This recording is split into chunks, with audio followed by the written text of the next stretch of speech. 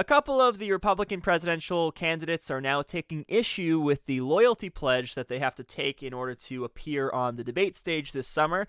The pledge is that if you choose to run in the Republican primary and you don't win, you are going to promise to support the eventual nominee of the party.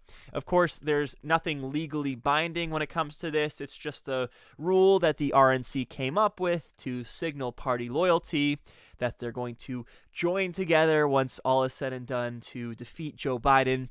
Well, the Donald Trump situation really throws a wrench into this plan, as it did back in 2016. You may remember that in 2015-16, the Republicans on the debate stage were all asked to raise their hand if they plan to support the eventual Republican nominee, and Trump was the only one who wouldn't commit to it, basically saying, it's me or I'm taking the party down with me.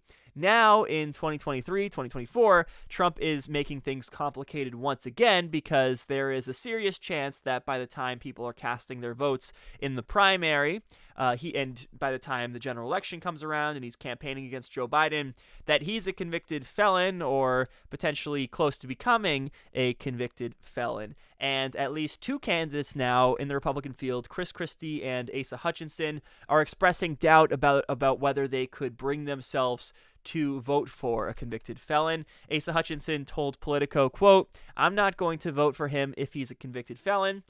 He also went on to say, "I'm not going to vote for him if he's convicted of espionage, and I'm not going to vote for him if he's convicted of other serious crimes, and I'm not going to support him." They need to put a little rationality to what is said in that oath or that pledge, basically trying to negotiate what the terms of the pledge are in order for him to be willing to sign on to it.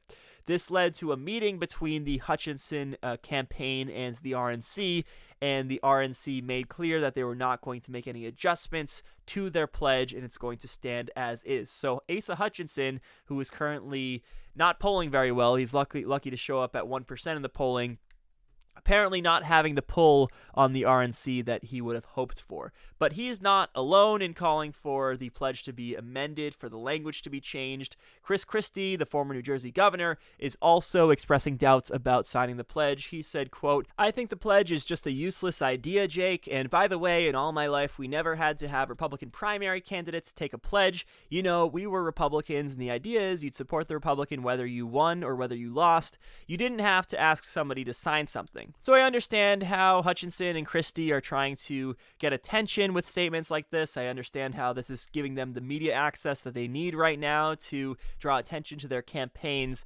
But this doesn't seem to be a winning strategy to me. In fact, this seems to be like an unforced error because you're now giving the RNC a reason to disqualify you from the debates. I mean, Asa himself is saying that he may not sign it altogether. Christie is saying that he may not sign it in earnest.